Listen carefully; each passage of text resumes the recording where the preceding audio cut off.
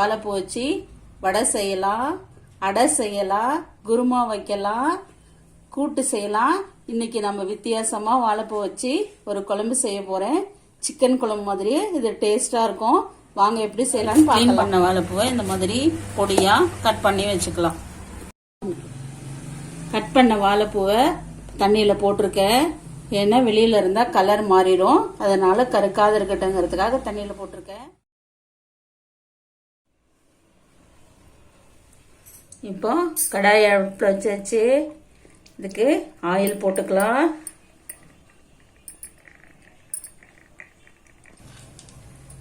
இதுல ஒரு 2 துண்டு பட்டை போட்டுக்கலாம். ஒரு 3 கிராம்பு போட்டுக்கலாம். ஒரு 2 காஞ்ச மிளகாய்,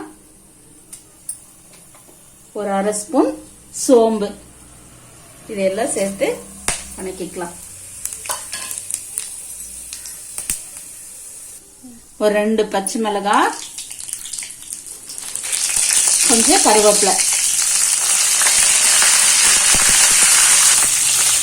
இது வணங்கிருச்சு. இப்போ நான் ஒரு பெரிய வெங்காயம் எடுத்து கட் பண்ணி வச்சிருக்கேன், அதையும் சேர்த்துக்கலாம்.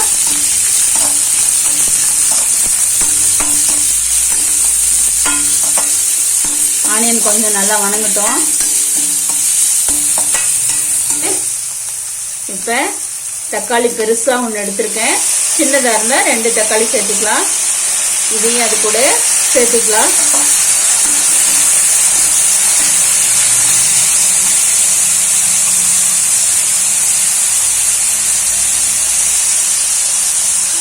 ஒரு ஸ்பூன் இஞ்சி பூண்டு விழுது வச்சிருக்கேன், இதையும் சேர்த்து வணக்கிக்கலாம்.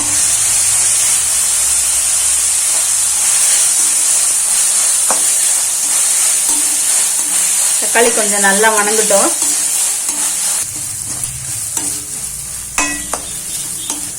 தக்காளி நல்லா வணங்கிருச்சு.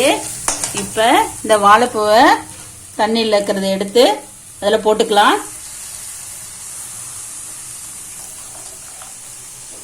தண்ணி இல்லாம வாழைப்பூ மட்டும் அதில் சேர்த்திக்கலாம். இப்போ வாழைப்பூ கொஞ்சம் நல்லா வணங்கிருக்கு. இப்போ இதுக்கு உண்டான மசாலாலாம் இதில் சேர்த்திக்கலாம். வாழைப்பூ எண்ணெயில் கொஞ்சம் நல்லா வணங்கினாதான் குழம்பு டேஸ்டாக இருக்கும். ஓரளவுக்கு வணங்கிருக்கு. இதுக்கு உண்டான மசாலாலாம் சேர்த்திக்கலாம். ஒரு 1/2 ஸ்பூன் மஞ்சள் பொடி, இந்த காரத்துக்கு தேவையான அளவு மிளகாத்தூள் போட்டுக்கலாம். நான் 1 ஸ்பூன் மிளகாத்தூள் போடுறேன். ஒரு 2 ஸ்பூன் மல்லித்தூள்,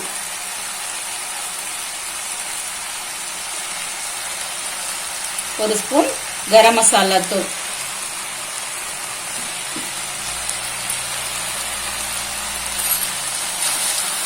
எல்லாம் சேர்ந்து கொஞ்சம் பச்சை வாசனை போற வரைக்கும் வணக்கிக்கலாம்.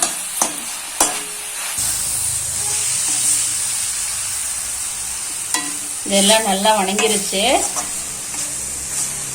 இப்ப கொஞ்சம் தண்ணி சேர்த்து வேக வைக்கலாம். ஒரு 2 டம்ளர் தண்ணி சேர்த்திக்கலாம்.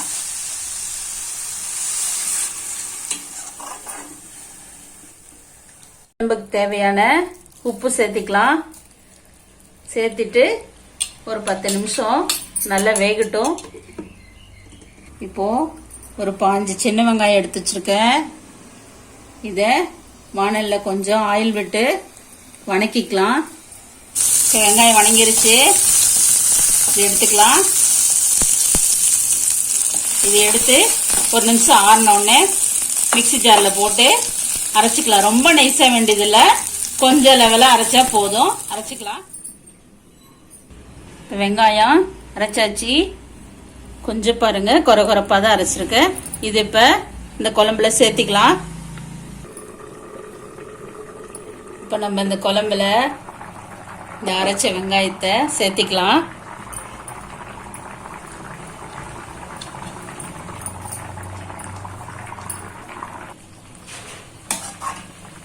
ஒரு 5 நிமிஷம் வேகட்டும்.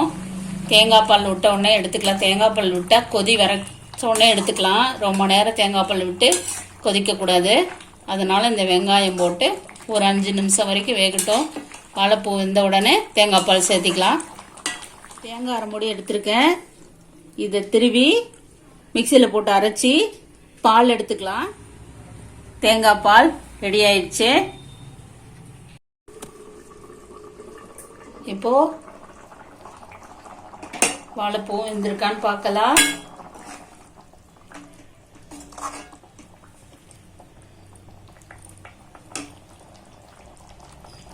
வாழைப்பூ வெந்துருச்சு. இப்போ இந்த தேங்காய் பாலை விட்டுக்கலாம். வாழைப்பூ வெந்த பின்னாடி தான் தேங்காய் பால் விடணும். இப்போ நம்ம அரைச்சி வச்ச இந்த தேங்காய் பாலை சேர்த்திக்கலாம். சேர்த்திட்டு ஒரு கொதி விட்ட உடனே கேஸ் ஆஃப் பண்ணிக்கலாம். ரொம்ப நேரம் கொதிச்சா நீத்து போயிடும், குழம்பு தண்ணியாட்டம் மாறிடும். மூடி வச்சு ஒரு கொதி விடலாம். தேங்காய் பால் விட்டு கொதி வந்துருச்சு. இப்போ கொத்தமல்லி தழையை தூவி கேஸ் ஆஃப் பண்ணிடலாம். வாழைப்பூ குழம்பு ரெடி.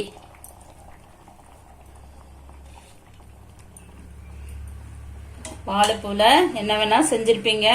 ஒரு தடவை இந்த மாதிரி செஞ்சு பார்த்து சாப்பிட்டு பார்த்துட்டு எப்படின்னு சொல்லுங்க. நெக்ஸ்ட் வீடியோவில் உங்களை சந்திக்கிறேன். தேங்க்யூ.